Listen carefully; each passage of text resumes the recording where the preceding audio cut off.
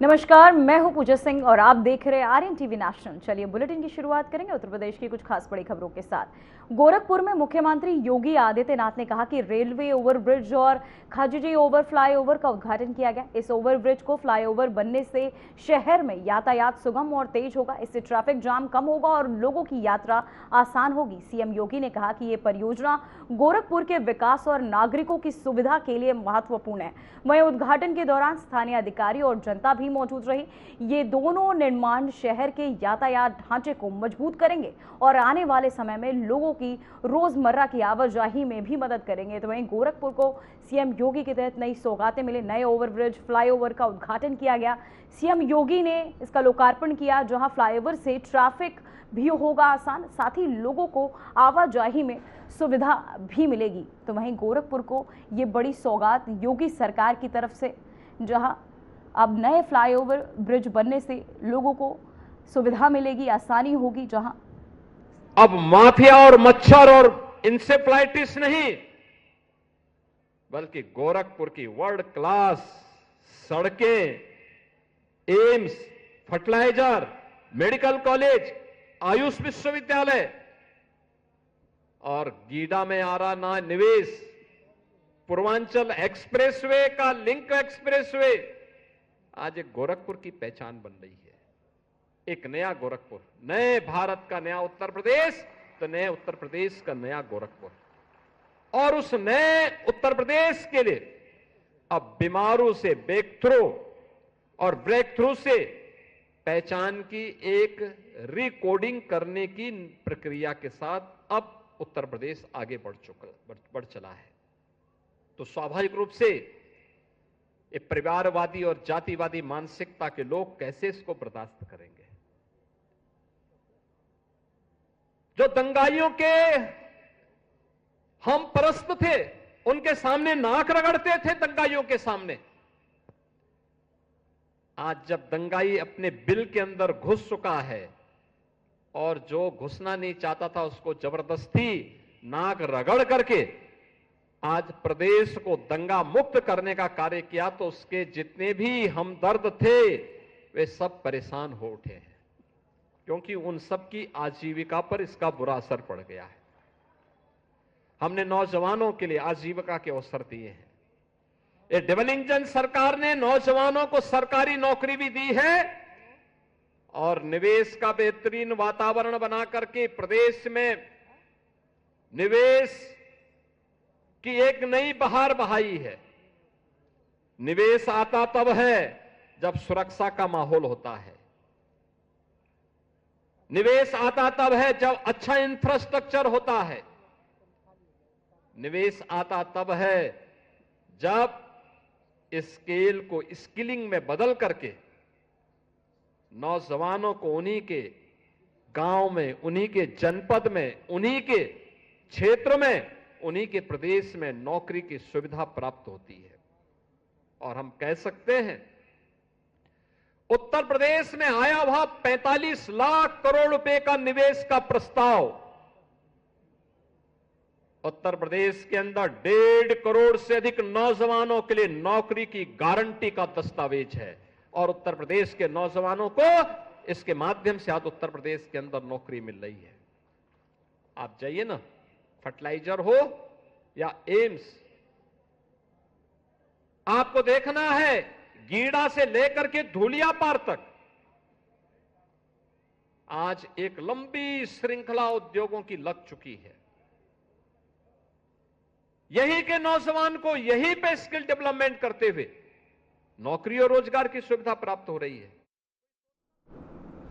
तो वहीं उत्तर प्रदेश के मुख्यमंत्री योगी आदित्यनाथ ने एक्स पर लिखा कि प्रधानमंत्री नरेंद्र मोदी के नेतृत्व में भारत यूरोपीय संघ मुक्त व्यापार समझौता भारत की वैश्विक आर्थिक यात्रा में ऐतिहासिक छलांग लगा रहा है। तो वहीं ये समझौता भारत को 27 यूरोपीय देशों में से जोड़ता है, साथ ही 99% से अधिक भारतीय वस्तुओं के लिए भी तरजीही बाजार पहुंच सुनिश्चित करता है।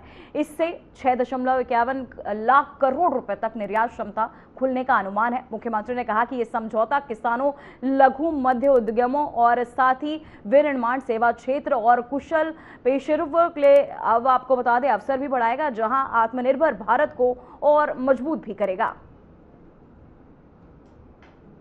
तो वहीं सीएम योगी का एक्स पर यह पोस्ट, जहां भारत यूरोपीय व्यापार समझौते को लेकर यह ऐतिहासिक फैसला, जहां निर्यात बढ़ेगा, आत्मनिर्भर भी भारत बढ़ेगा इससे, जिसे लेकर सीएम योगी आदित्यनाथ ने पोस्ट भी किया। भारत यूरोपीय व्यापार समझौते को लेकर निर्यात बढ़ेगा, आत्मनिर्भर बनता नजर आएगा भारत, जिसे लेकर एक्स पर पोस्ट करते नजर आए सीएम योगी आदित्यनाथ।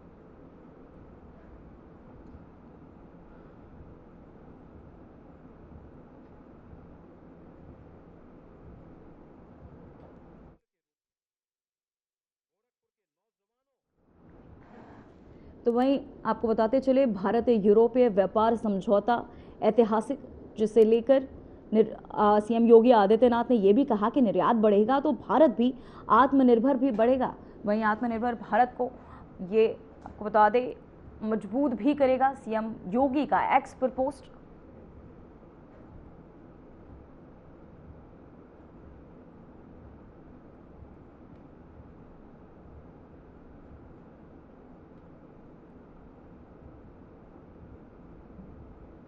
तो वहीं लखनऊ विश्वविद्यालय में छात्रों ने यूजीसी के नए नियमों के खिलाफ प्रदर्शन किया।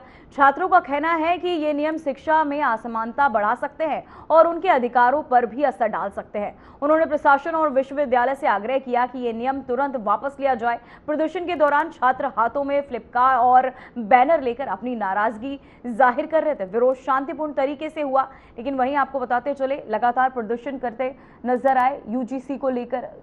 वहीं अगला पिछड़ा नए नियम ये क्या, जिसे लेकर सवाल भी पूछते नजर आए छात्र। साथ ही यूजीसी को लेकर विरोध प्रदर्शन, यूजीसी के नए नियम को लेकर भड़के छात्र, जिसे लेकर सड़कों पर उतरे, विरोध प्रदर्शन किया।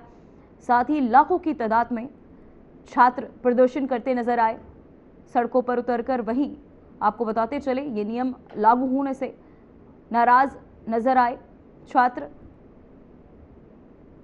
यूजीसी को लेकर ये हंगामा करते नजर आए। उच्च शिक्षण संस्थानों में समानता अधिकार को लेकर छात्रों का ये प्रदर्शन देखने को मिला। यूजीसी के नए नियम को लेकर छात्रों में आक्रोश देखने को मिला। वहीं लखनऊ में एक यूनिवर्सिटी में भी छात्रों का यह विरोध प्रदर्शन यूजीसी के नियमों को लेकर देखने को मिला, जहां छात्रों का यह भी कहना था कि इसका असर 2047 में सरकार को देखने को मिलेगा। जहां यूजीसी को लेकर यह हंगामा छात्रों का, वहीं आपको ग्राफिक्स के जरिए समझाते हैं यूजीसी हंगामा ये क्यों बरपा। स्वर्ण समाज के लोग इसे काला कानून कह रहे हैं। उच्च शिक्षण संस्थानों में समानता को बढ़ावा देने के नियम 2026 तक विवाद। नियम के मुताबिक यूनिवर्सिटी कॉलेजों में समानता प्रकोष्ठ का गठन होगा। SC, ST, OBC छात्र शिक्षक भेदभाव की शिकायत दर्ज कर सकेंगे। स्वर्ण समाज के लोग इसे काला कानून कह रहे हैं। स्वर्ण समाज के ने नए नियम को असमानता का नियम बता रहे हैं।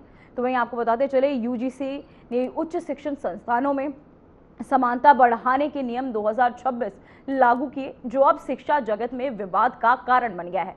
नए नियम के तहत कॉलेज और यूनिवर्सिटी में समानता प्रकोष्ठ बनाए जाएंगे। यहां SC, ST और OBC के छात्र और शिक्षक किसी भी प्रकार के भेदभाव की शिकायत दर्ज कर सकेंगे। हालांकि स्वर्ण समाज का कहना है कि यह नियम उन्हें नुकसान पहुंचा सकता है और इसे काला कानून बताते हुए विरोध भी करते नजर आए छात्र। जहां आपको बताते चले यूजीसी का नियम, जिसे लेकर छात्रों में आक्रोश देखने को मिला, उन्होंने हंगामा किया। लेकिन यूजीसी को लेकर ये आक्रोश क्यों बरपा, आपकी टीवी स्क्रीन पर ये तस्वीरें प्रयागराज, लखनऊ, वाराणसी, सहारनपुर, बहराइच, संभल और झांसी, बलिया से, जहां छात्रों का प्रदर्शन लगातार देखने को मिल रहा है। यूजीसी को लेकर नाराजगी छात्रों में लगातार देखने को मिल रही है। तो वहीं जिसे लेकर छात्र इसे वापस लेने को लेकर लगातार सरकार से मांग कर रहे हैं, विरोध कर रहे हैं। छात्रों का यह प्रदर्शन जो है देखने को मिल रहा है।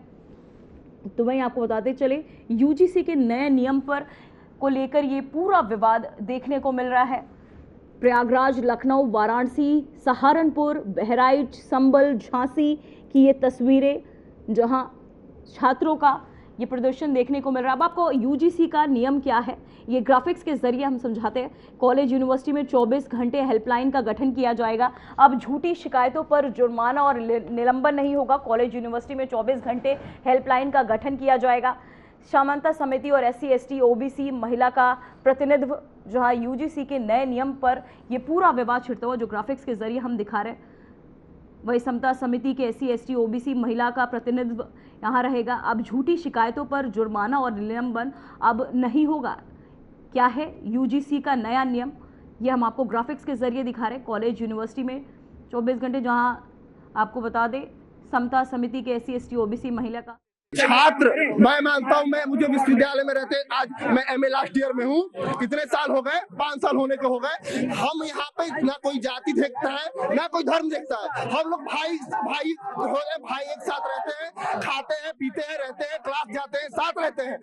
लखनऊ विश्वविद्यालय का सर्व समाज आज इकट्ठा होकर यूजीसी द्वारा लागू किए गए काले कानून के विरोध में विरोध प्रदर्शन कर रहा है। लखनऊ विश्वविद्यालय का सर्व समाज मांग करता है कि यूजीसी द्वारा लागू किए गए काले कानून को तुरंत बर्खास्त किया जाए। हम ये मांग नहीं करते हैं कि इसको बर्खास्त किया जाए, इसमें संशोधन किया जाए, इसको बर्खास्त करने की मांग करते हैं। जिस यूजीसी की स्थापना अधिनियम 1956 के तहत विश्वविद्यालय महाविद्यालयों में छात्रों को जाति मजहब के ऊपर उठकर विकास करने का था, वो यूजीसी आज छात्रों को आपस में जाति मजहब के आधार पर लड़ा रही है। प्रदर्शन इसलिए कर रहे हैं कि ये जो यूजीसी जो काला कानून आया है सवर्णों के खिलाफ आया है, हम इसको चाहते हैं वापस हो। इसमें सवर्णों को पहले से ही क्रिमिनल बना दिया गया। अगर सवर्णों को वो चाहते हैं ये मारना तो ऐसे ना हमारे डायरेक्ट नरसंहार कर दे सवर्णों का। हमारी मांगे ये हैं, जिस तरीके से हमारे समाज ने सवर्ण समाज ने भाजपा को आगे बढ़ाया, श्यामा प्रसाद मुखर्जी, दीनदयाल उपाध्याय जी, अटल बिहारी वाजपेयी जी के द्वारा ये भाजपा पार्टी बनाई गई, उसके बाद में इसको आगे बढ़ाया गया और उन्हीं के समाज को इस समय इस तरीके से प्रताड़ित किया जा रहा है। इसीलिए हम लोग यहाँ एकत्रित हुए हैं और हमारी मांग ये है कि यूजीसी जो है ये कानून वापस किया जाए।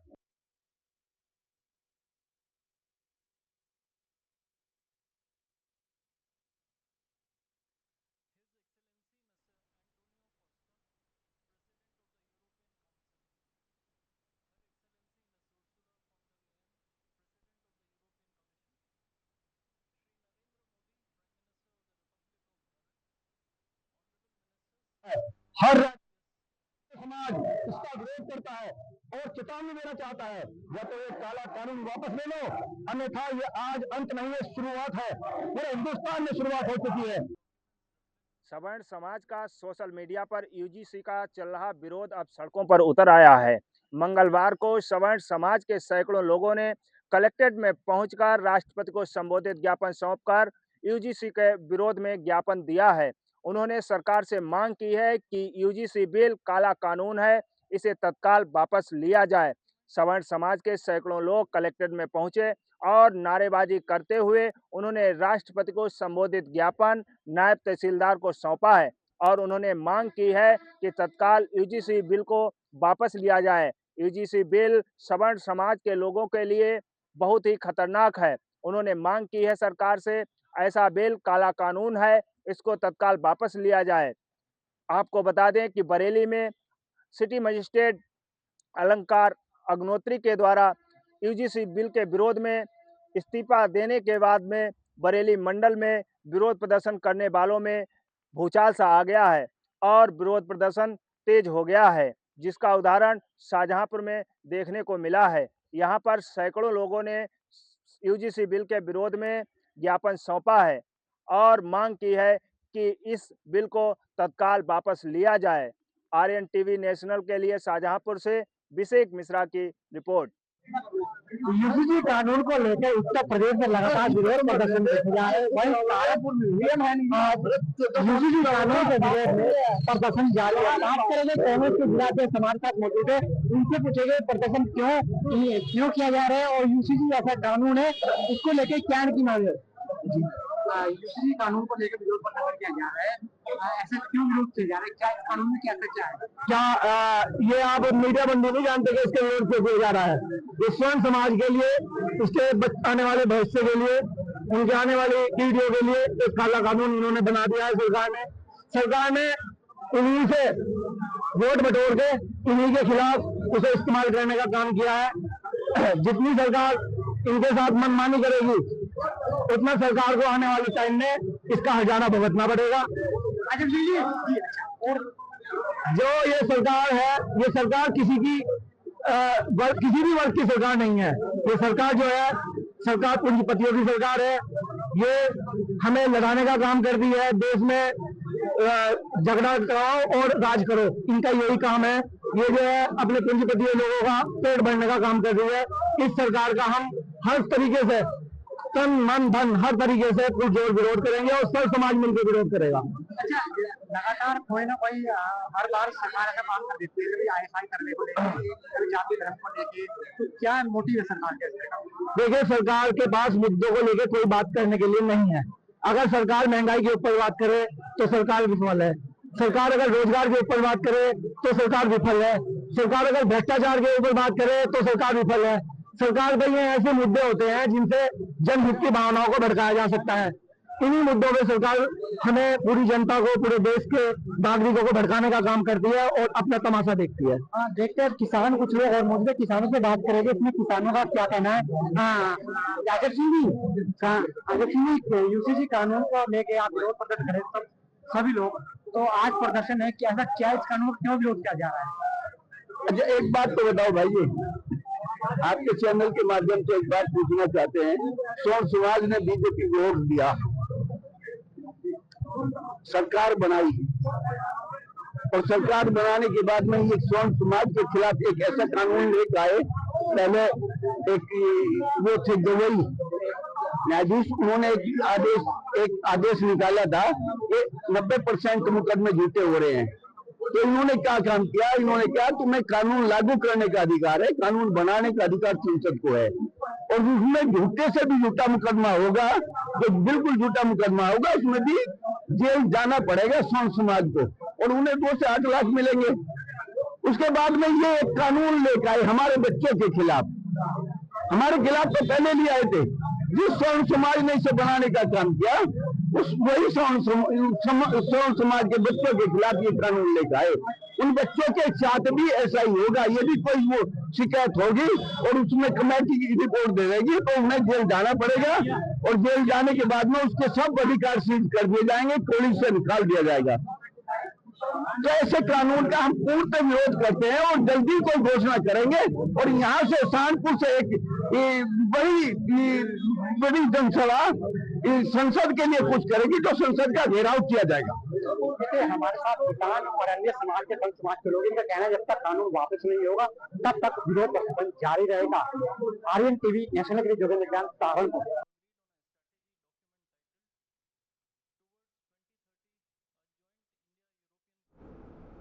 तो वहीं सहारनपुर में भारतीय किसान यूनियन रक्षक के राष्ट्रीय अध्यक्ष वीरेंद्र सिंह लोहलान के नेतृत्व में आपको बता दें बैठक आयोजित की गई, जिसमें जिलाधिकारी को क्षेत्र की समस्याओं और जनहित की मांगों का ज्ञापन दिया गया। वहीं यूनियन ने नागलक बस स्टैंड और साथ ही आपको बताते पर फ्लाईओवर न होने के कारण होने वाली दुर्घटनाओं पर भी चिंता जताई और शीघ्र निर्माण की मांग की। वहीं उन्होंने यूजीसी कानून का विरोध किया और प्रधानमंत्री से इसे वापस लेने का अनुरोध भी किया। साथ ही बजाज शुगर मिल वही गंगनौली द्वारा गन्ना किसानों का समय पर भुगतान न किए जाने पर भी जल्द भुगतान की मांग की गई। सैकड़ों कार्यकर्ता और स्थानीय नेता उपस्थित रहे।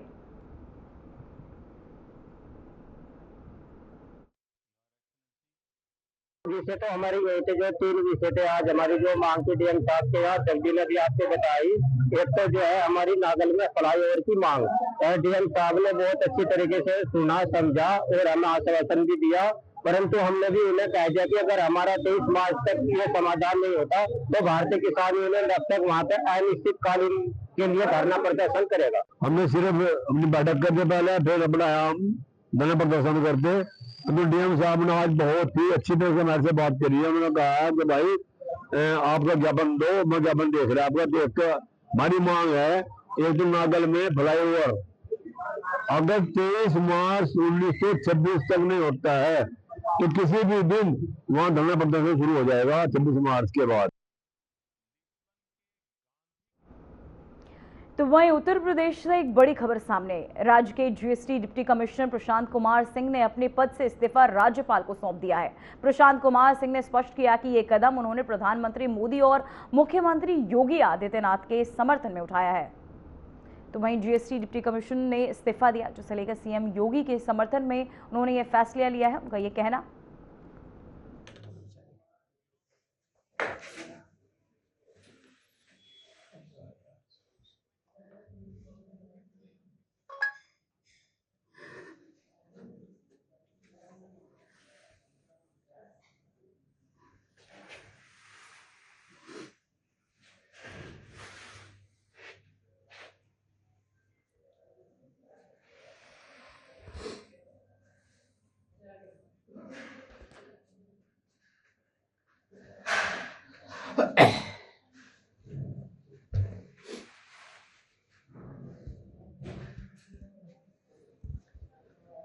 हेलो।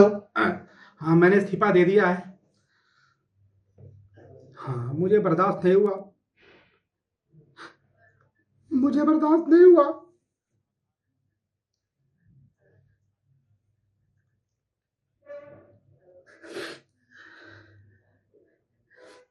जिसका नमक खाते हैं उसका सिला अदा करना चाहिए। मुझे बर्दाश्त नहीं हुआ।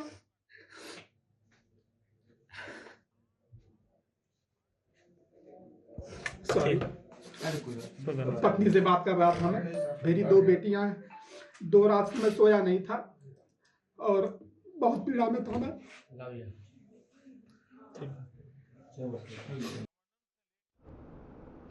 तो वहीं कोडिन कप सिरफ मामले में पुलिस ने एक और बड़ी गिरफ्तारी की है। शिवम जायसवाल का करीबी विकास सिंह नरवे को सिद्धार्थनगर से गिरफ्तार किया गया। वो कई जिलों से आरोपी है और साथ ही आपको बता दें, जिसमें आजमगढ़, जौनपुर और वाराणसी शामिल है। खबर है कि विकास नेपाल भागने के फिराक में था, लेकिन पुलिस ने उसे पकड़ लिया।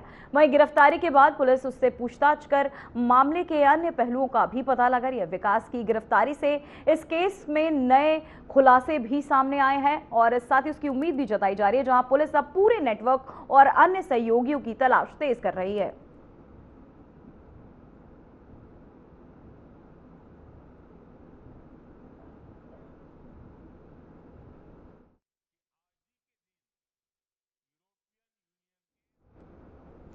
तो वहीं मैनपुरी से खबर सामने आ रही है, जहां मैनपुरी में डबल मर्डर से सनसनी। अधेड़ दंपति की गोली मारकर हत्या करने के बाद लूट की आशंका, जहां पुलिस मामले की जांच में जुटी। तो वहीं आपको बताते चले, मैनपुरी के बहरानाल थाना क्षेत्र में एक गांव में अज्ञात बदमाशों ने एक दंपति के घर में घुसकर गोली मारकर उनकी हत्या कर दी। घर के बक्सों और अलमारियों में रखा सामान अस्त व्यस्त पाया गया, जिससे लूट की संभावना जताई जा रही है। बताया जा रहा है कि दंपति का बेटा जल्द ही शादी करने वाला था और हाल ही में घर में महंगे आभूषण लाए गए। परिवार का कहना है कि पहले भी घर में चोरी के प्रयास हो चुके हैं। वहीं घटना की जानकारी मिलते ही पुलिस मौके पर पहुंची और जांच शुरू कर दी गई है, जहां मैनपुरी में डबल मर्डर से सनसनी फैल गई। अधेड़ दंपति की गोली मारकर हत्या की गई, जिसे लेकर मामला ये तूल पकड़ता हुआ, जो हत्या करने के बाद लूट की आशंका भी जताई जा रही है।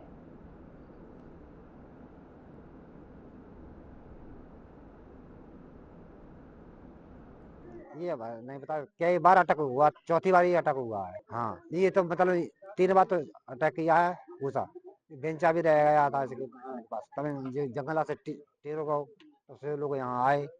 यहाँ तो मोहम्मद फिर ईंट लगा दी। फिर वो भाग गए। वो अब बताए तो रहे थे, हमें मालूम कह रहे थे तो बल्ब तोड़ दो में, वो फलानो कर दो, ढिकानो कर दो।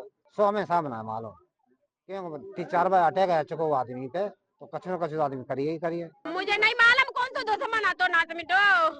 एक दिन के घर चोरी, जैसे 1 महीना बाद चोरी भाई, एक ना हुई चोरी। तब पेंशन नहीं करो तो तब इनने रिपोर्ट नहीं करी, लगाई हुई है उनका। देखो पत्र रिपोर्ट नहीं करी इनने। फिर 1 साल पहले वही चोरी, तब इनकी चीज पता हुआ चली गई, तब इनने कही हुई है ले गो हाथ पाया अच्छी तरह तो निरो कमाई लिए हम बिटिया ले जान दे। लेकिन अब कितनी देर ना जीजा जी खाए ले बाने माल मता सवाई ले गो, खेती बाड़ी कछु नहीं दी जात है। हत्या का कारण तो स्पष्ट नहीं हो पा रहा है। आला अधिकारी लगे हुए जांच करने के लिए। ये जांच करने के बाद ही पता लगेगा हत्या का क्या कारण था। देखिए, एक ही घर पे पति पत्नी 2 अलग अलग कमरे में सोए हुए थे और मौके पे जब पुलिस आई है तो ये देखिए कि दोनों के सिर पे गन शॉट इंजरी ऐसा प्रतीत होता है और जिसमें मृत्यु हुई है उनकी। मौके पे एफएसएल की टीम, डॉग स्क्वाड और अधिकारी का अभी मुआयना किया जा रहा है। उत्तर प्रदेश सरकार जो है सुरक्षा की बात करती हुई नजर आ रही। वहीं आपको बताते चलें कि जनपद मैनपुरी में दिल दहलाने देने वाली एक घटना सामने आई है कि जनपद मैनपुरी के विकास खंड बरनाहल के ग्राम फूलापुर में एक पति और पत्नी की गोली मार कर हत्या कर दी। हत्या की वजह क्या है, पुलिस जांच में जुटी हुई है। लोगों का ये भी कहना है कि यहाँ पे लूट की गई, लूट के बाद लोगों ने हत्या कर दी। अब जानने वाली बात होगी, पुलिस प्रशासन पहुंच चुका है, जांच करेगा। कैमरामैन के साथ दीपक शर्मा, आरएन टीवी, मैनपुरी।